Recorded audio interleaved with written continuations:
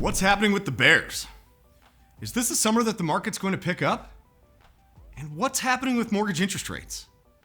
Most importantly, who are the top producers for April 2023? Welcome to Coffee is for Closers. I'm your host, Tim Brigham, and we're going to be talking about all this and more next. And as we shake off the cold winter months in Chicago, step into the summertime, what's going to happen? We all know that this is a hot time for real estate, but is this year any different? Let's check out the Big Shot report for April 2023, starting in Chicago. Number 5, Alex Stoikov, 14. Number 4, Lee Marcus, coming in with 21 in Chicago. Number 3, my buddy Greg Pekarski, 22 transactions. If you haven't had a chance, go and check out his content. He's got some great stuff going on with his charity, the Real Estate Rumble. I'm honored enough to fight Dustin Schaff May 25th. So if you don't have your ticket yet, you're going to want to check out down below where we've got a link to get a ticket. It's going to be fight of the night. Ben Lawless coming in second with 24 transactions, and the king of Chicago, Matt Laracy, with 40. Incredible. Listen, it's heating up downtown. The beach is hot. Everything's great. But what's going on in Chicago's suburbs? Let's go up north and go check it out. Checking out far north. Well, how much activity are we seeing? Let's check it out. Top producers. Jody Dickinson with 3 transactions. Janet Bourdain with 4. And tying Victoria Stein with 4 as well. Paige Dooley with 6. And Meredith Schreiber with 7 transactions. Fantastic work, ladies. Great to see so much activity. Coffee drinkers, I want to do something different this month because there are some producers that really deserve take a look at in some zip codes that are exploding. Let's hop over to 60616 and take a look at what's going on over there. Starting out with number 3, we got Susan Corcoran with 4 transactions. Nicholas Farnsworth coming in number 2 with 4 as well.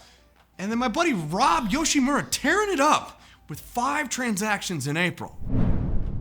So what's happening with the Chicago Bears and their move to Arlington Park?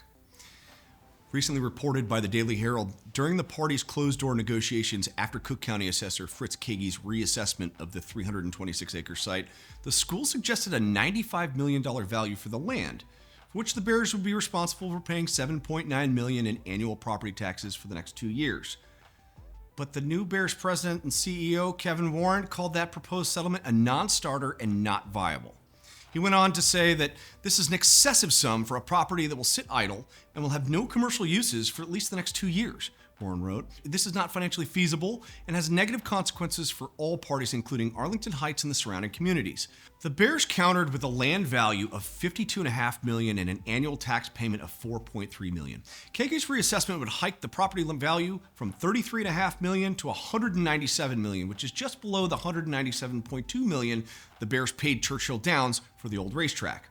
The tax bill would increase from $2.8 million, what Churchill Downs paid last year, to $16.2 million. This is what I love about our real estate community. Holly Connors and a few others got together after hearing this message and created a website, and I'd love to bring attention to what they have going on. TouchdownArlington.com is a grassroots coalition of local community leaders and business owners that will advocate to make Arlington Heights the permanent home of the Chicago Bears. The coalition intends to work collaboratively with the Chicago Bears and elected officials to make the once-in-a-lifetime proposal a reality. Boost the region's economic engine, create thousands of jobs, generate millions of dollars in tax revenues for Arlington Heights and the region. I want to make a personal thank you to the community leaders that got together to put this together. Holly Connors, Argy Karafatis, Drew Bolson, Ernie Rose, Amy Philippot, and Michelle Gambro. Listen, while we're on that subject, Amy Philippot has started an amazing organization called Jerry's Cafe. Google that and check it out. It's a special, incredible mission that I would love to support as well. One of my favorite gauges for activity is Northwest Suburbs. How many people do we have moving to the burbs? Let's check out the list. Start number 5, Jan Lee with 5. Number 4, Maria Del Bacchio with 8.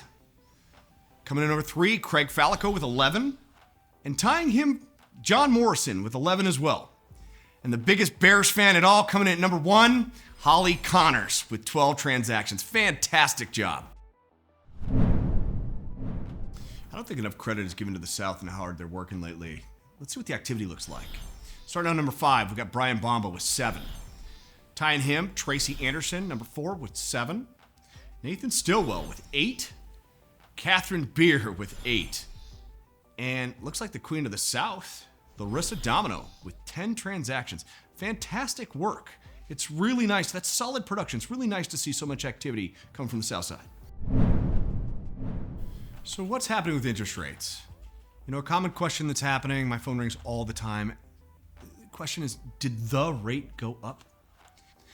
Mortgage rates adjust in advance. That adjustment was already built in. Recently, when the Fed raised 0.25, that actually was that was the expectation. So the reaction to that was positive. We actually saw a little bit of a decrease due to the fact that it was the exact expected increase. Do not think that when you see the federal funds rate adjust to the exact amount, that means that rates went up. Sometimes that causes them to go down. Now, if there's a variation, what was not expected, either too much of an increase or not enough, that can cause rates to go up or down as a reaction. Now, here's the exciting part. For the last 8 months or so, if you've been following me, I've been talking about May 10th as a big date. Something called a CPI report just came out. And the increase to inflation actually reported as 0.37%. That was actually less than the expectation. So the reaction to that was showing that inflation is showing signs of improvement. What that means is all these raises to the federal funds rate we've been doing have been aggressive. It's to attack that inflation number. Why are we doing that? Well, the exact reaction to an improved inflation causes mortgage interest rates to follow. When inflation comes down, mortgage rates come down. So the reaction to that was positive. It caused rates to improve. So as we go through these months in the summer, you're going to see that inflation number improve. You'll saw mortgage rates follow. And what happens next should be interesting. If rates come down, like Fannie Mae and Freddie Mac have put out with their previous estimates, by the end of this year, what happens to real estate? Do people realize that rates have come down, there's no crash, and that it's time to buy? With people that are supposed to buy another house, statistically, right? They move up or they move away to another state or whatever happens in their life. Those people during COVID refinanced to a 2.5%. They weren't willing to give up their interest rate. They were hanging on to it. Well, if rates were to come down, maybe those people make another decision and decide, you know what? I can stomach this current environment, and they end up selling.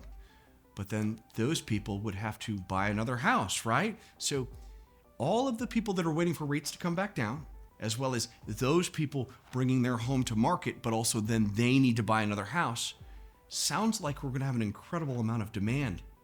With demand, we know that home prices do what? They go up. It's pretty exciting times. Buy the house now, date the rate. Buy the house and refinance later. If any of that needs further explanation, please reach out to me. I'd love to explain it to you. Let's have a talk about it. So let's hop out to 60608, right? We've got an area that's exploding there too, and it really deserves some attention. Let's see who's doing well. Philip with 5 transactions in April. Fadya with 6. And then my buddy Corey Tanzer absolutely lighting it up with 8. Dominating. Fantastic work, everybody. Great to see that we're seeing activity in multiple pockets of the city.